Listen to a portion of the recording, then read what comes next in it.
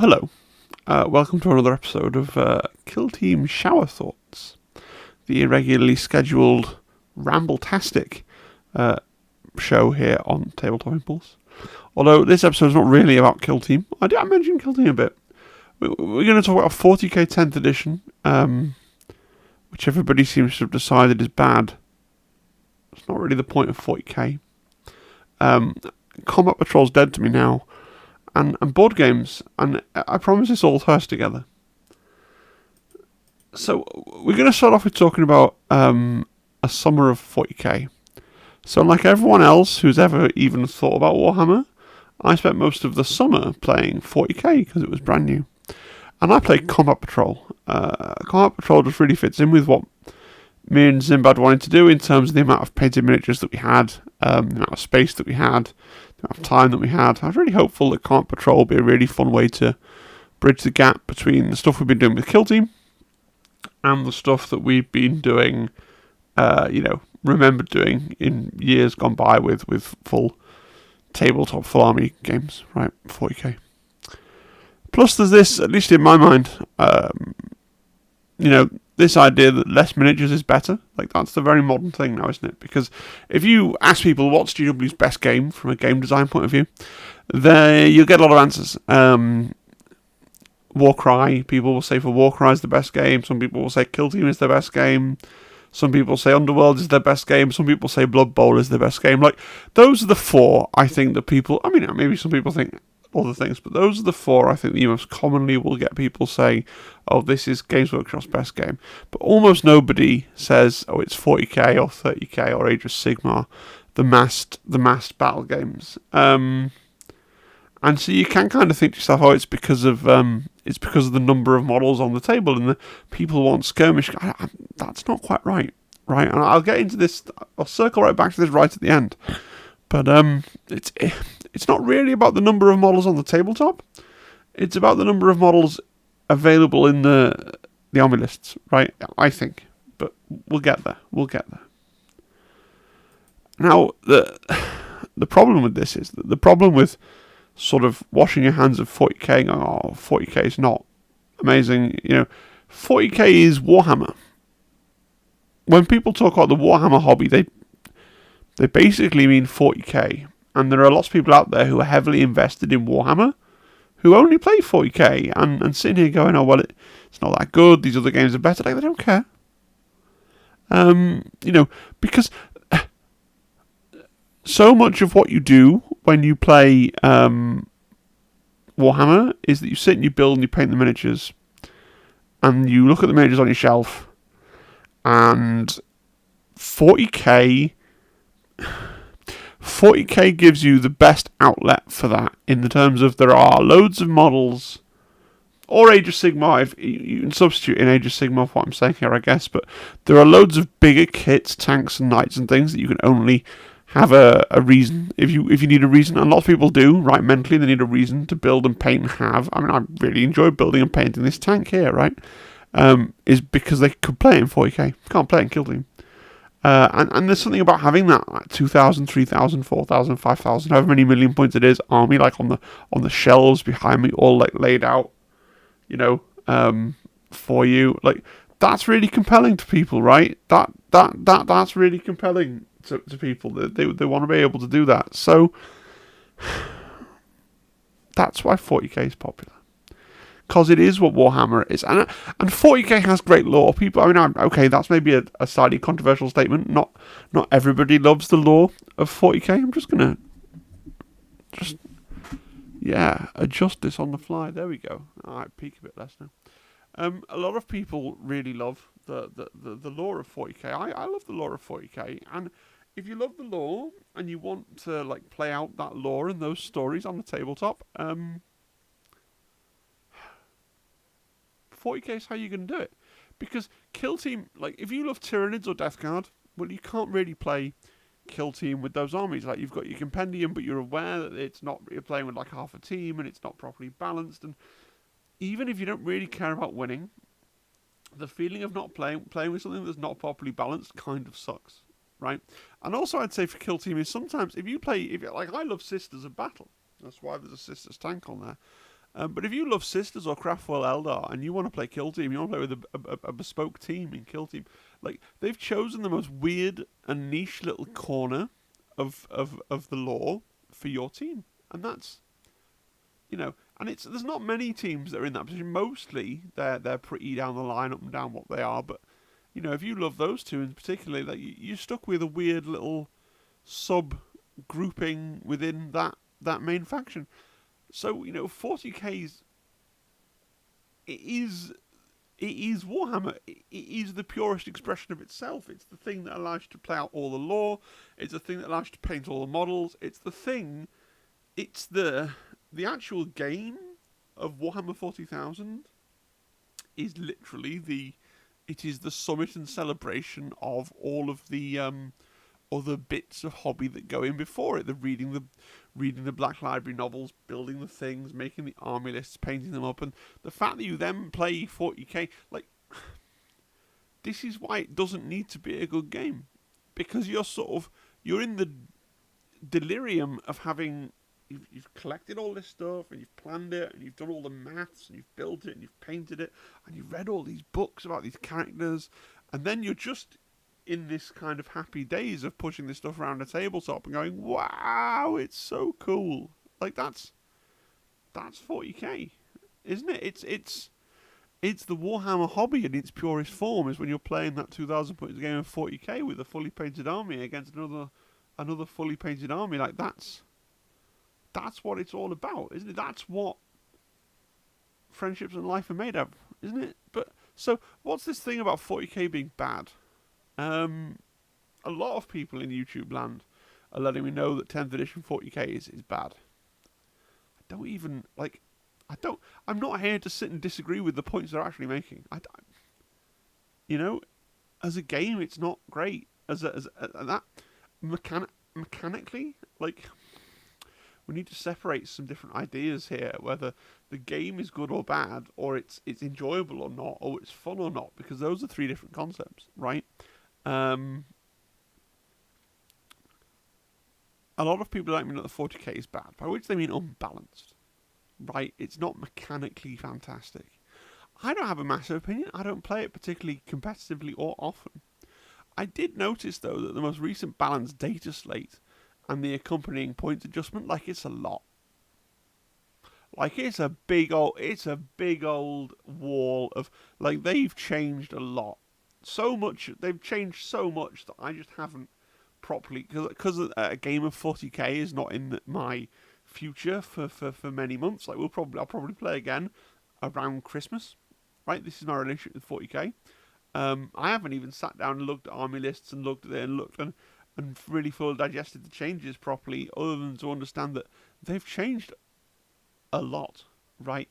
And so that does kind of make you think that objectively, the rule set that launched had a lot of flaw. Like, if they had to make such a big correction so early on, after what, 2 months, 3 months, that does at least say, like, from an objective sense, probably the game had problems, or yeah. So is 40k good now?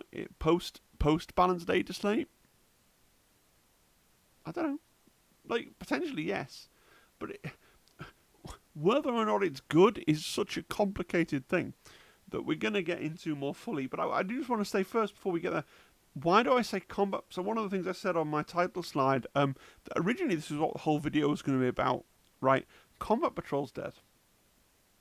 Combat Patrol is dead because none of the army level changes, like, they've done massive changes to the points and massive changes to the way things like mortal wounds work. And none of those changes have been accounted for in Combat Patrol, so it's clear that they view Combat Patrol as a one-and-done fixed thing.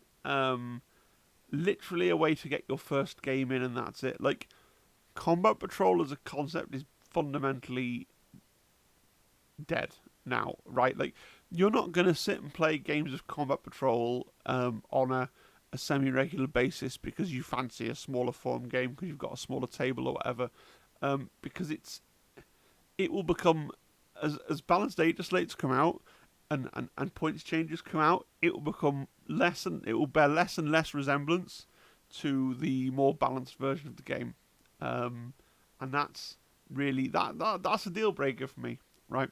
Now, there are ways around that. You sort of try and devise your own rule set, like, well, we'll use the comp patrol missions, and then we'll have some rules to restrict army building at 500 points, and we'll otherwise use all the grown-up 40k rules and try and come up with our own, like, how we might do that, right? And I might even make a video on it. It's something that Zimbad is sort of thinking about. Maybe I'll make a video on Zimbad Hammer one day. But Combat Patrol, as it's written, it's just not a thing that I can muster up much interest for now, just because I'm aware that it has moved and will move further and further away from big 40k, and that's like, the game doesn't have to be good, but it has to be fun. The game doesn't have to be good or fun. The game has to be enjoyable, right? I want to enjoy myself while I'm playing the game, right? Isn't that synonymous with fun? Generally, there's a particularly narrow case we're going to look at in a minute where it isn't. But the game has to be. I want to enjoy myself while I'm playing this game. I want to enjoy myself generally all the time. Unless I am doing something really deeply necessary, I want to be enjoying myself. That's a rule for life. And games don't have to be good, and good games aren't always enjoyable. And I'm jumping the gun a little bit, right? But within the confines of what it is, the more balanced that they can make 40k, the better, right? I don't think that's arguable. So all these changes in the direction of balance are good, and I want to be playing the most balanced version of the game, right? This isn't a video that says, balance doesn't matter, and it isn't a video, it's just that balance isn't the most important thing. Let's try and unpick this a bit further before I'm trying to conclude while I'm less than halfway through the slide deck, right? So we need to talk about what is a good game. So I went to sixth form with a guy. Well, I went to high school with him, but we were kind of the only two people from our high school to go to this sixth form. So for 2 years, I was basically spent 2 years being best friends with a guy called Hal Duncan, and we still talk on. I've been to his house a couple of times. Been on holiday together with a group of other friends a couple of times, and we're in a Discord server together. And he is a published board game designer. His partner and him. They made a game called Cryptid, which is published by Osprey Games, and then it's got I don't think it's an expansion, I think it's a sequel. Never played Cryptid Urban Legends, to be fair, but I know it exists, and it has a cool box. And we had a few conversations about that, because obviously I'm really interested in tabletop wargaming, and he's a published board game designer, and so it's really interesting to what extent those spaces overlap, and we've had a couple of interesting chats. One of the things he said to me once that kind of blew my mind is the concept that when he and Ruth were designing this game, Cryptid, like, they didn't have the name or the theme or the idea that it would be a game related to hunting down cryptids, like, until quite late on. I have asked, I can't quite remember. I don't know. I don't want to say it was the game was totally finished but then they put the theme on, but the theme came, like, the theme was there. It was theme first. It was theme and rules and crunch first, and then it was rules and crunch first. Then the theme came toward the end, and then the art. I don't think he actually saw the. I dimly remember him saying that we hadn't actually seen the art until right near the end of the thing or something like that. So, and that makes sense. Like, it makes so much sense for how you would develop a game if you were developing your first game, but it is so different from what Games Workshop does and what Games Workshop has ever done, right? Because we know that Games Workshop starts from, like, look, here are the models, right?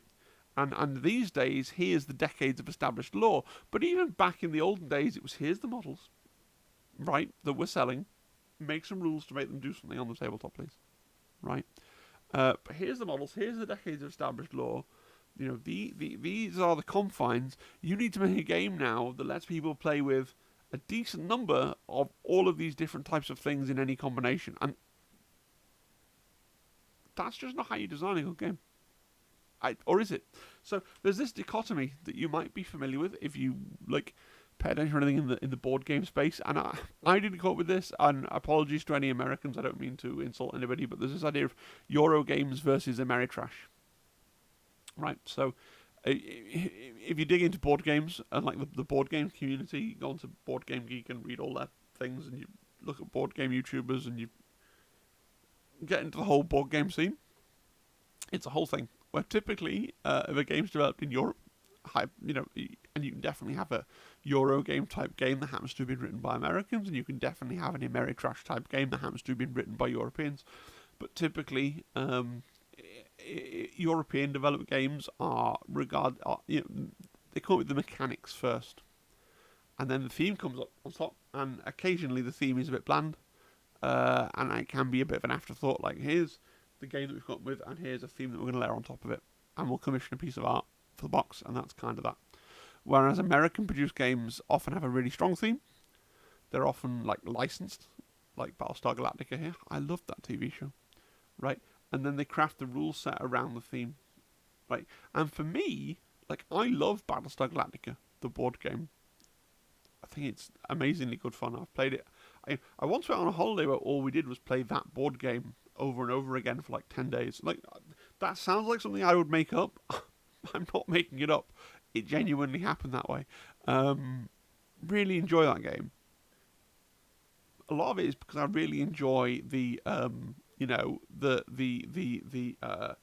TV show, right? And I enjoy the thing where you get a card and you're like, all right, cool, I'm Gaius Baltar. What would Gaius Baltar do in this situation? And that is fun and interesting. Or subverting that and going, actually, I'm going to go and get a machine gun and go and do a strange thing. Like, that's interesting because there's an element of, yes, you're playing the game, you're trying to win the game, and you're engaging with the mechanics of the game, but you're also engaging with the kind of storytelling, playing in the sandbox of someone else's IP part of your brain, right? And so that, for me, is more enjoyable. Whereas I find Power Grid deeply tedious, but I'm sure on some sort of level where you can measure these things, like, Power Grid is a better game. It's more like, I'm sure in Battlestar Galactica there will be some cards that can come up in the Crisis deck that just end the game, and there will be some things that are random and just do this and just do that, and there will be some characters that are just better than others and worse than others and this, that, and the other. And at the end of the day, it doesn't matter too much because it's a collaborative game. But you could apply that back to 40k and be like, well, if orcs are just better than Necrons, like, no matter what the Necron player does, then that's never going to be fun in that matchup. So that is a problem. We need to fix that. It doesn't matter if it's to do with, well, orcs feel like orcs and Necrons feel like Necrons.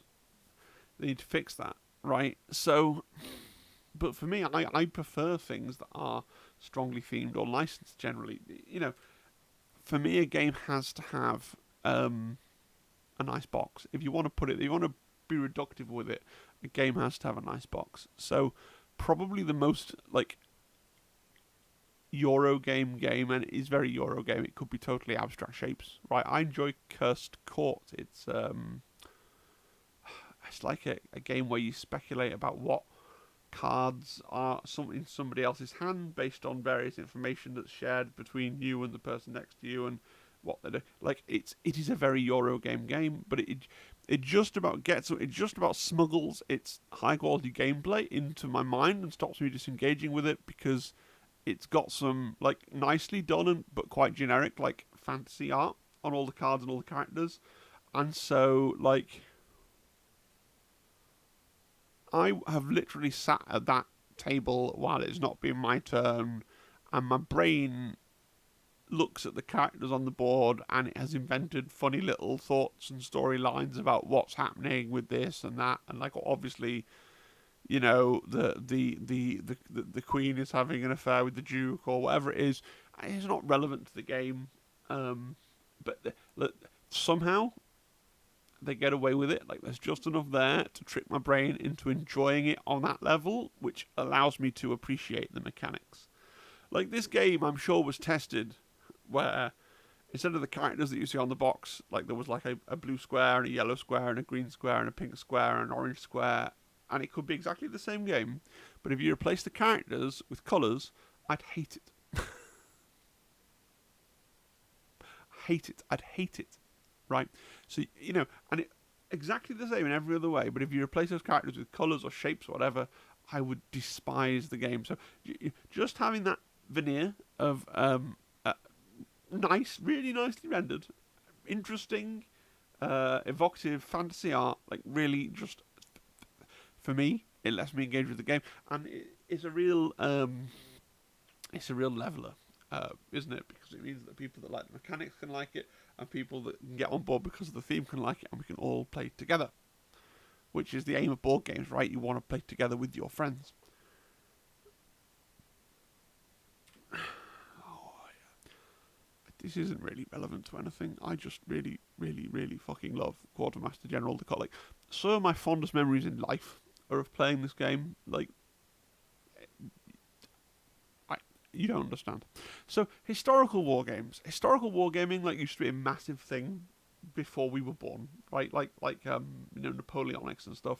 And there have always been these war game board games like that aren't collecting little lead Napoleonic soldiers and painting them in the right colour, but they are that kind of simulation gameplay. Like, as is eventually, like, I'm never sure whether it's supposed to be parodied. What's the game? The War in Africa? Or the African Front? Or something like that? Where it takes, like, 25 weeks to play the game, and there's even a rule for, like, oh, well, the Italians use slightly more water because they need to boil their pasta rations or something. Like, there are games out there that don't super fit on the dichotomy that I've just gone through here. Like, they're lumped in with Euro games, I think, because the themes aren't flashy licensed themes that people look at them and go, oh, that's tedious historical stuff, but they're not. What they're not is separate from their theme. Actually, they're so deeply enmeshed with simulating their theme. It's the war game niche, right? And it's a category of board game, the sort of war game, board game stuff, where you're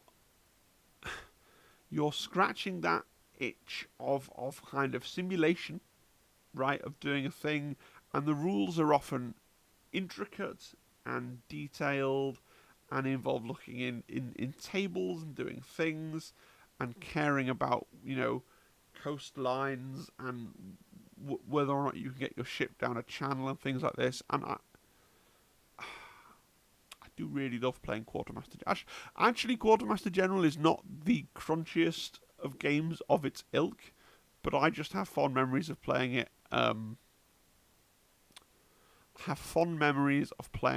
At a friend's house at New Year's Eve, like 2 or 3 years in a row, and the three of us, like me and Ben and Steve, were really into playing this game, and we'd gone for hours and hours, and it's just that thing of getting, you'd be getting drunker, and tireder, and hungrier, and aware that you were vaguely on a time limit because you didn't want to still be playing Quartermaster General at midnight. And that would kind of add to the whole way the game was set up, and the tension and the paranoia, and it would, and the fact it was late at night and you were tired as well, and it would get people closer to the point where they were like, I've got these nuclear missiles, like, fucking step off with your tank over there in East Germany, it was just a really enjoyable experience. Now, this is why I don't say. This is why I'm making the slightly tedious point. For most of the rest of this video, we could have had technically good and fun as two things. Actually, fun and enjoyable are separate. Like, this isn't fun. It isn't like a lightweight fun factory. It's not like playing Battlestar Galactica, where you're just going, oh, I'm just playing this cool thing from this film. Whatever. It's history, and it's real, and it's kind of. But it's enjoyable, and things can be enjoyable without being fun, or else no one would have voluntarily gone to watch Oppenheimer, right? If that was if it was a truism that things had to be kind of fun and lightweight and happy and all positive and shiny to be enjoyable and engrossing, people wouldn't have gone to see that film. People wouldn't play games like this. So obviously, there's a demographic of us out there that like things that are actually pretty terrible, but nevertheless are really, really interesting. I also want to say I really like the cover art on this box, because this is like, It's such a litmus test. You show this to somebody and they either go, oh no, absolutely not, or what is that? I must play it. It's just one of those things. And that used to be the niche that war games existed in when it was historical, I guess. And then Warhammer, kind of, so we kind of got a fusion then of the it's not licensed because they made up their own thing, but they kind of made it up by nicking it from a lot of other established things. We kind of got this fusion of the Ameritrash. I don't like that term because it's insulting. Actually, I love Ameritrash games, but the lightweight fun factory kind of feel, but then a lot of the kind of caring about minutiae, and a lot of the minutiae stuff's kind of going over time. Like, do we care? Do we hit the front armor and the side armor and all this sort of stuff? And it carves out an interesting third or fourth space in the tabletop gaming as a wider landscape. So, what's the point of 40k? And I've tried to say before, the point is to have something to do with your painted toy soldiers. This isn't secret. This isn't secret. This is something that people have written down in books and in investors' reports, and people that work for the company have said, the point of these games is to sell the toy soldiers and for people to give you something to do with the toy soldiers, and to justify, people will buy and collect things anyway, but they won't necessarily buy as many or justify it. I've definitely justified buying stuff because of the game, even though I very rarely play the game, right? It isn't a good game. It's not Power Grid. It isn't a mechanically advanced, totally perfectly balanced. But it never has been. I don't think, in the history of 40k, there's never been a point I wouldn't have thought where somebody's gone, I want a completely fair and unbalanced test of somebody's skill. I'll play 40k. People want it to be as balanced as possible, yes. And people always say, oh, well, this is going to be an edition that comes along and is the panacea to all the problems and is as perfect and balanced as it can possibly be. And it never will be. It never will be. They want the game to reflect what people want the game to be. They're chasing after you. They're not... It's a totally different thing. They're going, okay, you buy and collect our figures, that's fantastic, and you love our IP, that's fantastic. We want to make the rules for playing with them that you want to play with them, right? But it's really, really, really, really, really, really, really, really, really, really difficult, isn't it, though? Because if you're making a board game, I just want to go back to something. The Urban Legends thing isn't an expansion, it's a totally separate game. It's just called Cryptid, so that it ties in because it's by the same people that made it, right? And it's in the same vague universe, but it's a totally different game. It's not an expansion pack, right?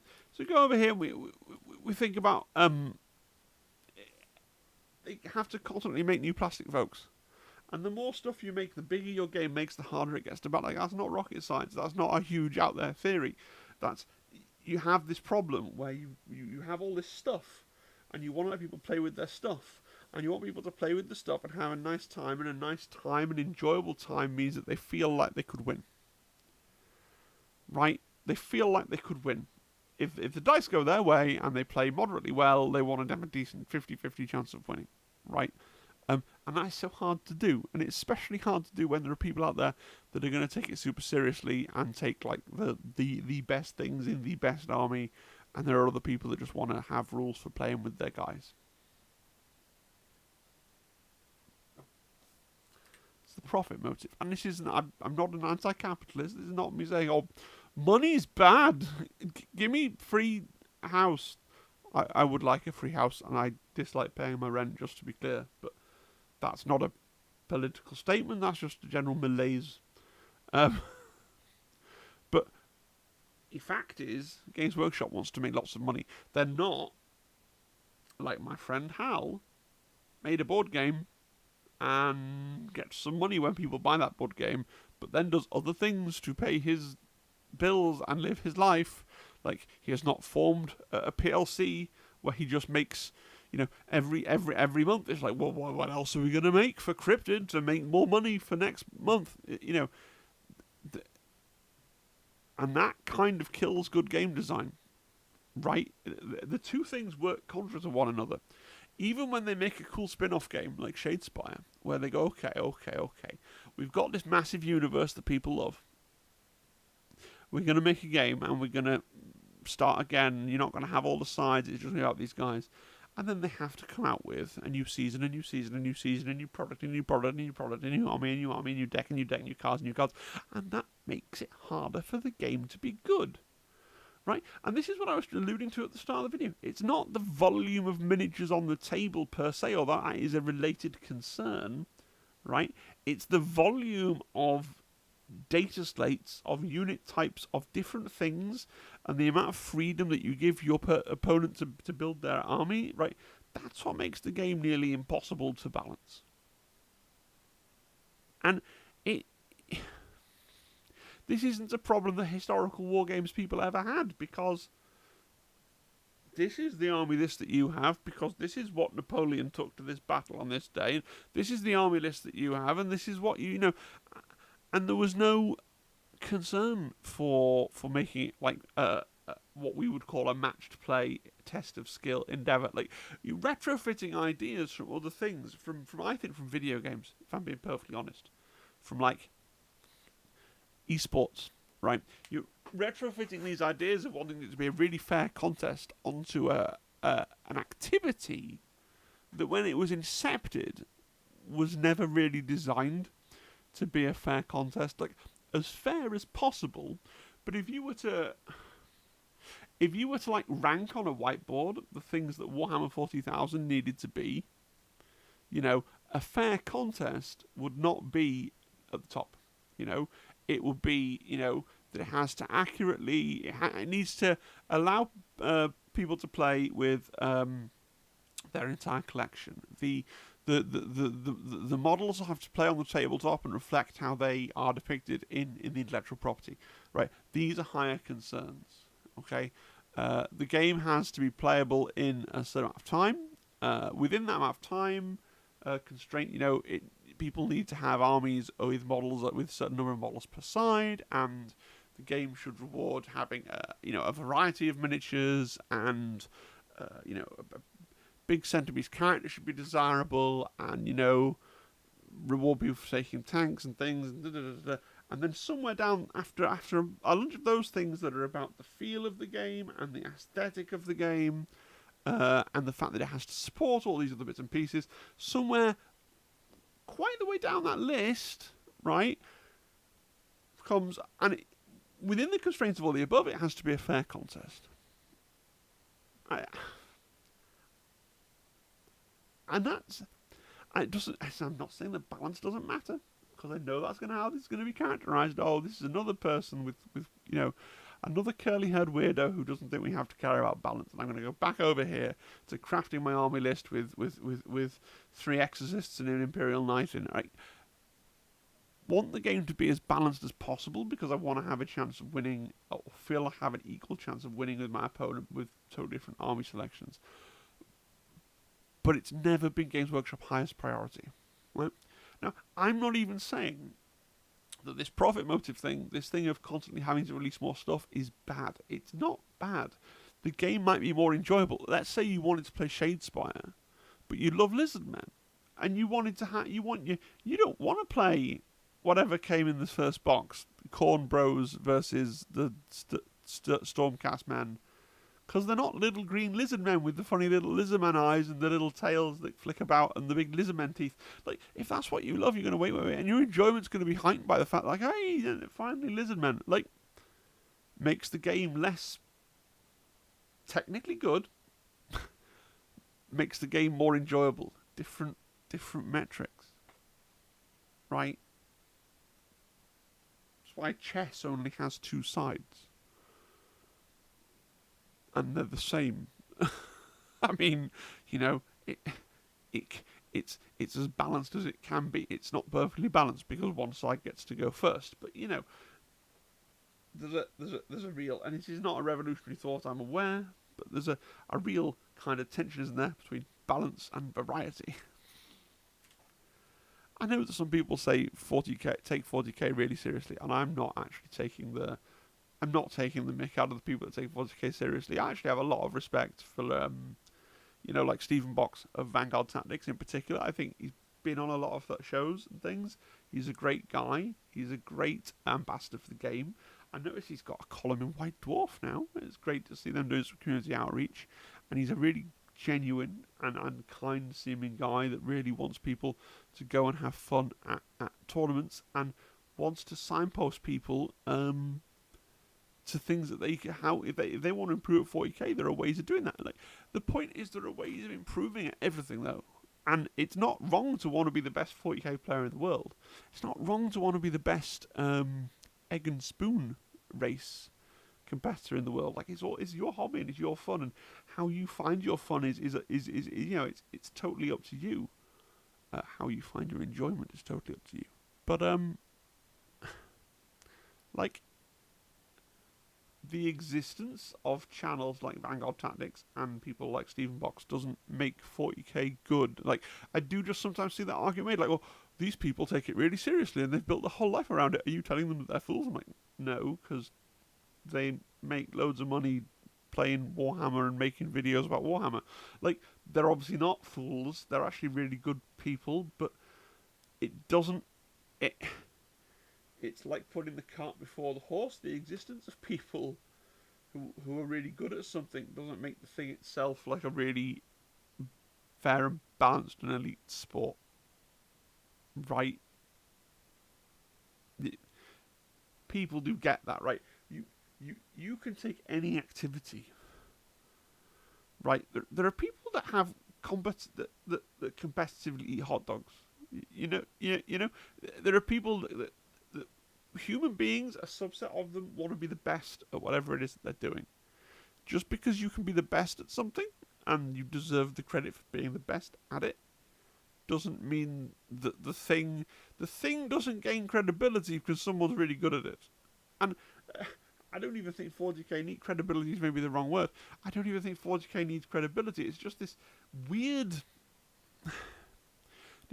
place that we've got into now where everything needs, like, people are surprised that it's 40k is not mechanically perfect. Never has been.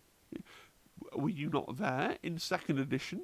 Do you not remember the virus outbreak card? It is what constantly goes through my mind. Like, do you not remember the virus outbreak card in Dark Millennium? Like, 40k has never been mechanically perfect. And at no point, you cannot point at any point during its entire history and go, oh yes, no, then it was a pure test of skill.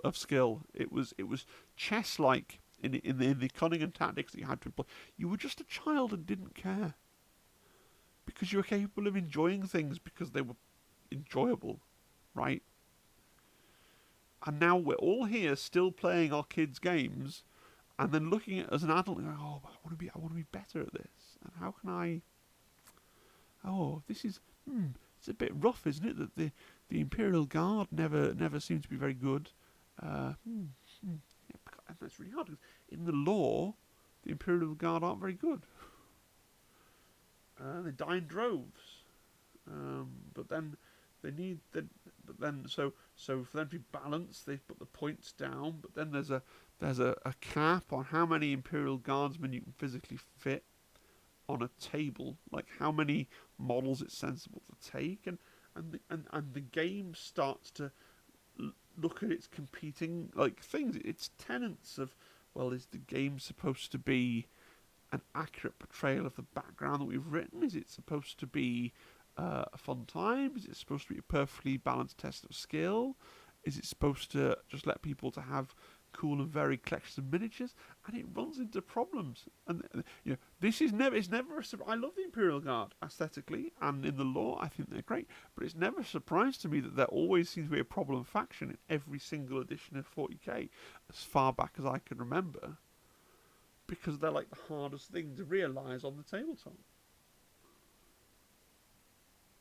Because you can't, like, saying, oh yeah, no, it's like Stalingrad is cool, so we just have wave after wave of expendable guy, but you can't actually mechanically, physically putting those down on the tabletop's hard. 40k is what it is, and people should just enjoy it. if they can. So, final thoughts. Enjoyable, fun, and good are not the same thing. At least not the way I'm using them, okay? So let's just briefly break that down. So, if something is enjoyable, it means that when you're doing it, you enjoy yourself. Okay? If something's fun, it's pretty synonymous with enjoyable, but I would say that something to be fun, it has to be kind of light-hearted, whimsical, and make you grin. So, some things, Quartermaster General, watching Oppenheimer, there are certain things set in periods of history that can be really intellectually stimulating and interesting, that aren't straightforwardly fun, but they're nevertheless enjoyable. So that one, it's not super relevant to the video and Warhammer. I'm just hammering it in there because I can. But certainly, the dichotomy between enjoyable and good, when it comes to games, like, a game being mechanically good tends to make it more enjoyable, but it is not for everyone the be-all and end-all, because if that was the case, we wouldn't play Warhammer, we'd be playing Power Grid. Now, there are people out there who really, really love mechanics. That's the main thing that they want to. They want to play a mechanically tight, fair contest. Those people should be playing board games and go and play Power Grid. They will have a really nice time, and they will have a lot more money. 40k has always been, well, we'll sacrifice it, but have as much of that as we can, because good, as much as that as we can, but not sacrificing all these other things that we want to put in first. Yeah. 40k has never been one of Games Workshop's top games from a games design point of view. We love it because it lets us play with our toys. And that's what it's for, right? But we want the game to be as enjoyable as it can be. And balance is a big part of make it as balanced as possible within all the other confines. I think I've said that enough times now. I haven't. Now, the other final thought is just to point out that I have no interest in Combat Patrol now. If Games Workshop have no interest, or infest, as I've apparently written there, in balancing it, then I don't really want to play it. Because games still need to be as balanced as possible. Might play some Zimbat Hammer. We'll see how that goes. Let me know your thoughts down below. Like and subscribe, all those things. Please don't unsubscribe or thumbs down if you didn't like this video, but you generally like my videos. I've actually been off work today, and yesterday, and the day before. I'm probably going in tomorrow for Friday just to make sure the school hasn't burned down in my absence. But I've been really ill. Like 2 days ago, I was really, really lying in bed and going, which is why there was no live stream. Really ill. And then yesterday, I was just the kind of ill where I felt fine, and then occasionally had to run to the bathroom in an unpredictable, high-speed manner. And today, I've just been tired. So, I'm a little bit poor. So this has been a bit rambling, random, and annoying and pointless, and I've been repeating myself, and I've secretly offended 57 people. Then I'm sorry. Big shout out to Nightfall, who enables me by sending me money every month. Well, he sends YouTube money every month, and then every so often they remember to pass a portion of that money on to me by joining the channel membership program at the highest possible tier. Thank you to all my members. There's about a dozen of them, dozens of us. You could be a member. If this video has been just an hour, are we an hour? 45 minutes. A svelte 45 minutes. If this video has been 45 minutes of solid distraction from the whatever it is that you're supposed to be doing, and you feel that's worth pecuniary reimbursement, you just need to press the join button down below there and just send a few coins in the general direction of YouTube and eventually to me. I'd appreciate that. Alright, thanks everybody, and I'll catch you again at the weekend, when I promise that the video will have more of a genuine kill team related focus. Cheery bye.